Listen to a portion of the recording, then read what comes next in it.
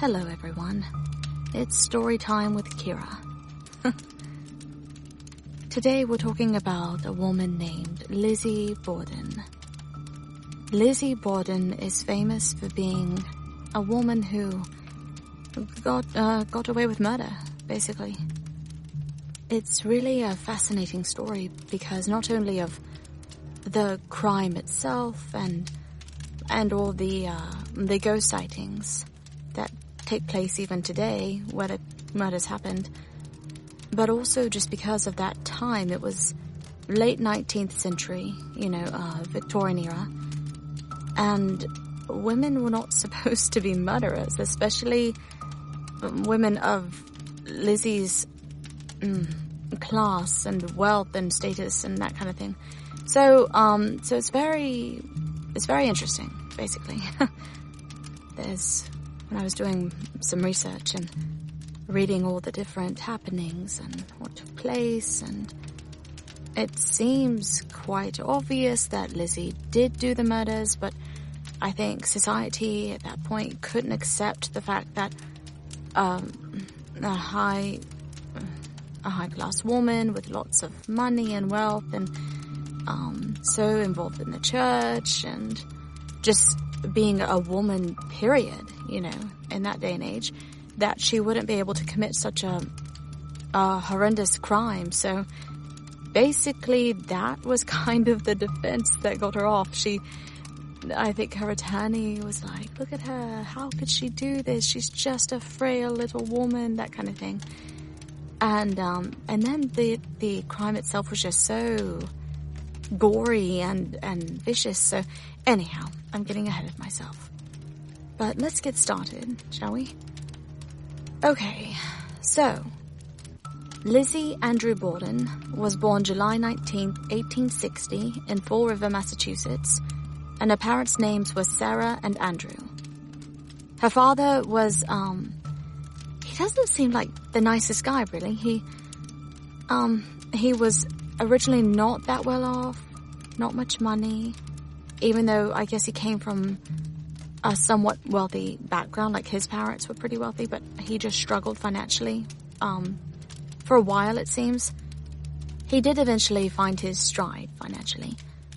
Ironically, it was in the sale of furniture and specifically caskets, which is just so creepy with the whole story. Anyhow, he also did a lot of land, property, that kind of thing, a lot of real estate type things. So he did end up being very wealthy. His net worth would have been around in the millions, I think. Not in that time. It was late 19th century, but for nowadays it would have been. But even though he had so much money, had so much stuff, he never lived as a wealthy man. He was quite frugal. He pinched his pennies. He didn't live in the biggest house, the best part of town, that kind of thing. They didn't have indoor plumbing, and indoor plumbing was relatively common among the wealthy class in that time. There was a particular part of town that was known for wealthy residents, like a neighborhood or a part of that, or a part of Fall River, Massachusetts, where all the wealthy class lived, one specific part called the Hill. And anyhow, so he lived there. Andrew he just seemed kind of mean. Reading some of the background stories, I guess there were a lot of kids that would hunt pigeons on his grounds, and so randomly he decided to kill all the pigeons that he could.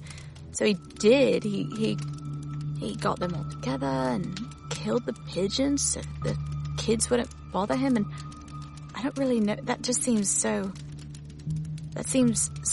I don't know. How are you going to kill all the pigeons? Even if you kill a lot of pigeons, there'll be more, right? I mean, surely. So anyhow, just kind of a screw loose there, I think. Okay, so back to Lizzie. So those Andrew and Sarah were her parents. She had an older sister named Emma. Emma was about 9 years older than Lizzie. And tragically, when Lizzie was 3 and Emma was 12, their mother, Sarah, passed away. She died. I don't know what she died of. I couldn't find it.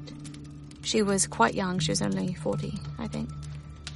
So, don't know why, don't know what. But yes, they lost their mother at a young age. I think it's interesting. A lot of this stories like this, where it's so old and maybe you don't have the best records, that kind of thing, you fill in a lot of the gaps yourself, right? So in my mind, I was thinking, with Emma being 12, Lizzie being 3, I imagine that Emma really took on a motherly figure type role for Lizzie. And we'll see in the story that they stayed quite close through their whole lives. Like, I don't believe either one of them married. They were both kind of spinster sisters, and especially in that time and age, I'm sure they did need each other because, you know, women were pretty much expected to marry and have children, and since neither of them did, they stayed very close. Anyhow, okay. So Lizzie is 3, Emma is 12. Their mother dies. We don't know why. 3 years later, Andrew marries another woman, Abby Durfee Gray.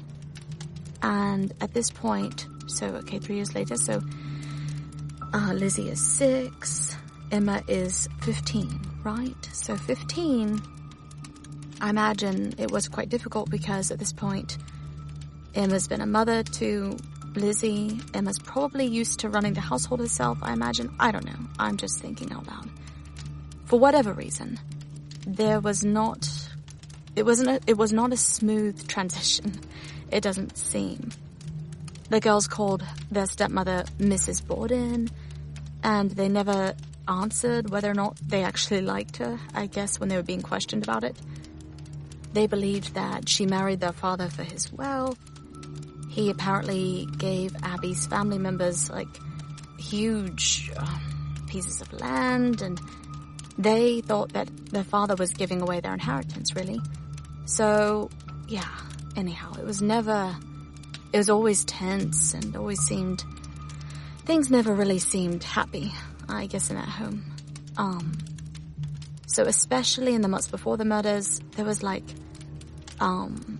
Andrew was giving huge gifts of real estate to different members of Abby's family, and the sisters, he didn't really give them any gifts, and they did eventually get some, receive a rental property, that kind of thing, but the sisters, Emma and Lizzie, were getting quite frustrated, and it was said that they would often go away for months at a time just to be away. Right before the murders took place, apparently Lizzie, checked into an inn or something so she didn't have to go home. And also, interestingly enough, everyone was very sick around the time of the murders. Everybody was throwing up and had stomach ailments, and it was said that some old mutton, some goat meat, had been left out and gone bad, and that was the reason everyone was sick. But of course, we also know that if a woman was going to kill someone in that day and age, she would have poisoned them, right? I mean, that seems to be the trend, whatever. Anyway, so there's also that thought has also been brought up, maybe there was an attempted poisoning and it just didn't do the job. I don't know. Okay, anyhow, there was some events happening around the time of the murder that just increased the tension between Emma and Lizzie and Andrew, their father, and of course his wife, Abby, their stepmother. One other thing to note is that the night before the murders took place, there was a man named John Morse, who was basically Lizzie and Emma's uncle. Their deceased mother, Sarah, it was her brother. So he came and visited and stayed to talk with Andrew about business matters. Again, all speculation on my part, but I'm thinking Victorian era. There's property being discussed by a male family member of Lizzie and Emma's deceased mother. I think that probably made everything more tense, don't you? I mean, these girls are in their 30s now, I think. And so, yeah, they're probably their mother's, like, their part of the inheritance or whatever would be going to an uncle. It was because apparently the conversation was about some kind of property transfer. And anyway, I don't know. It seems like things would have been really tense. Okay, so August 4th, 1892, okay?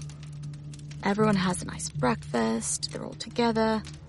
After breakfast, everybody goes off to do their different things. The Uncle John, who was having the conversation with Andrew, he leaves. He goes to buy some stuff and see somebody in town. So, and then Andrew, I guess he went for a walk every morning, so he goes for his walk. Okay.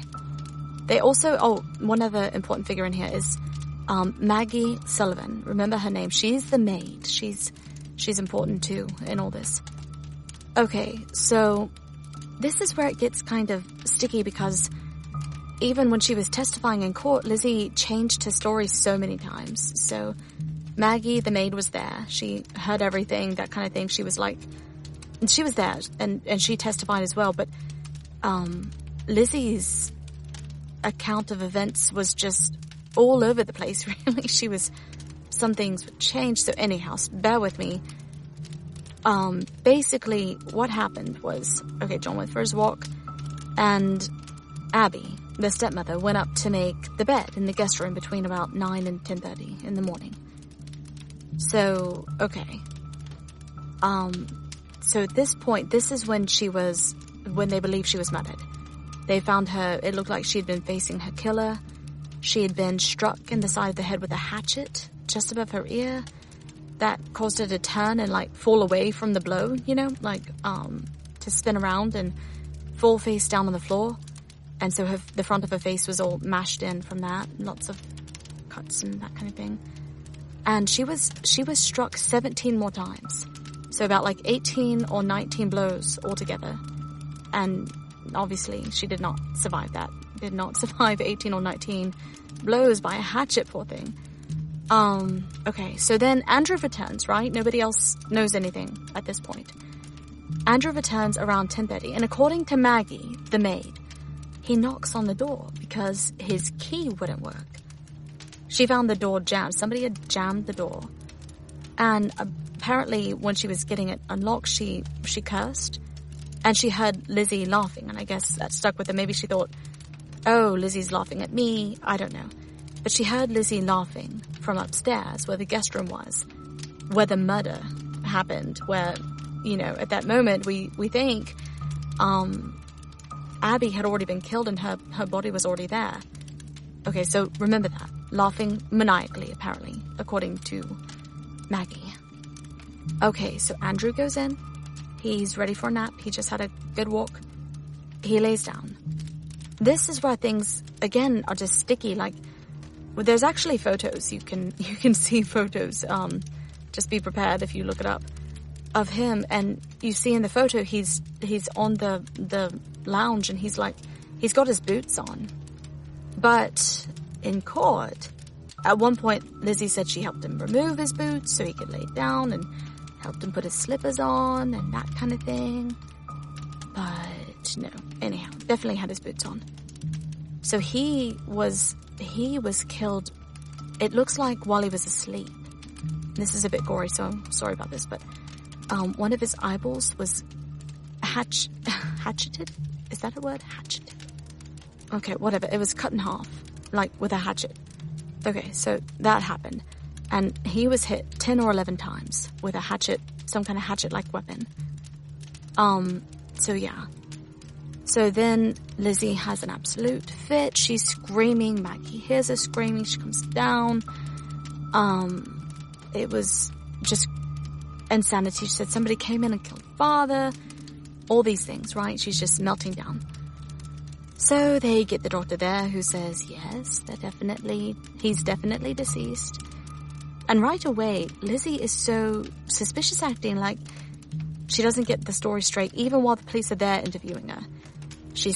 One time she says, yes, I heard my father making a distress call, so I came running in. And then to another police officer, she says, no, I didn't hear anything, didn't know anything was wrong, just walked in on him like this. And then, of course, we know Maggie heard her upstairs, so she was already in the house, so anyhow. Okay, and then also, so the police and the doctor know that Andrew is dead. But what about Abby? So they ask her about Abby. She says, I don't know, I thought she was visiting a sick friend today, but I think she returned. Does someone want to go upstairs and look for her? You know. So, yeah. Maggie, the maid, and I think a neighbor or friend, I don't know, I can't remember. Somebody goes with Maggie. They walk upstairs, and all of a sudden they look over, and they see the body of Abby Borden just hunched over, face down, and blood everywhere. It's terrible. So, totally suspicious, right? I mean, Lizzie walks in on her father, who's been brutally murdered with a hatchet, and then kind of hints and insinuates that someone should go look for Abby upstairs. I mean, totally suspicious. Anyhow, not on the up and up, that one. So, okay, so pretty quickly, things just look real sketch, but they don't really... The police apparently did not do a very good job of, like, looking at everyone who was at the crime scene. And again, I blame this on the whole Victorian era type society. Like, I don't think they probably weren't comfortable around women talking about, like, later they said that the women were hysterical, that kind of thing, so they didn't question them too much. So yeah, whatever. Anyway, anyhow, all the evidence, circumstantial evidence, did end up pointing to Lizzie. She was there. She found the body. Nobody could have come in and gone out like that. Really, nobody else had a motive. They're not completely sure what the motive was, but things were just so tense with Lizzie and Emma and her father and Abby. And of course, the policemen that were stationed outside the house, they saw some peculiar goings on, like somebody carried kerosene in and put something in a bucket. And long story short, she burnt a dress. She said it was because she dripped paint on it. So ridiculous. Anyway, so many things like that happened. So she was arrested. It took a year for her to, like, for the jury to meet about her, for her trial to come about. And basically the defense was she was an upper class woman. Like, and granted, she did a great job of, like, playing that up. She fainted when they brought out the heads of her parents, her father and her stepmother. Definitely made herself seem like the frail, tragic figure. She was also heavily dosed with morphine a lot of the time, like, so I'm sure that helped her seem kind of, scattered and not strong, probably. Her stories were always contradicting. I mean, just completely on again, off again, just craziness. So yeah, it really seemed like she was guilty. I mean, the circumstantial evidence was overwhelming, but just how the case was handled, and, back then women couldn't be on the jury, so it was an all-men jury, and they made a case that she was too fragile, too frail, and that women don't do this kind of thing, especially women with means and resources and wealth and status and, so anyway. So she was acquitted of everything. She got off. But, so she inherited her father's wealth, and she and her sister they finally got to do the things, their father never really let them live the wealthy lifestyle, so they were going to do that. So they bought the house that they wanted and got all the things they wanted, but Falls River really didn't want them anymore. Everyone believed Lizzie was guilty, and they really didn't like the sisters, and so the sisters traveled a lot and, did that kind of thing. They were very close. They remained very close most of their lives until Lizzie, she got to where she really liked shows and traveling, and she had a friendship that was very close with an actress named Nats O'Neill. There were rumors that they were having a sexual relationship, which obviously would have been frowned upon at that time, especially in their circles where the church was so involved, that kind of thing. So anyway, after that, Emma she didn't like Lizzie anymore. She stopped. She just grew apart from her somehow, and she moved out of the house when Lizzie was like mid-40s and Emma would have been early 50s, and they never saw each other again, which is really sad, kind of, to think about everything they'd been through. no friends, no family, and then they lost each other too. It's so sad. So anyhow, so Emma moved out, and in her 60s, Lizzie died of pneumonia, and Emma died 3 days later. Isn't that crazy? So that is the tragic story of Lizzie Borden. Now, in the house where the murders took place is, like I said, now it's a B&B / museum / really cool place. There's constant paranormal activity. Lots of people report hearing Lizzie laughing maniacally at the top of the stairs, like Maggie did that one time. There's also reports of lights going off, windows opening. The murder room, where Abby was murdered, stays really cold. Like, people who stay there can't get warm, kind of thing. Electronics don't really work very well there. There's been reports that, computers, that kind of thing, they just don't work. There's been figures sighted around the place. So it's actually listed as one of the most haunted places in America, which is interesting.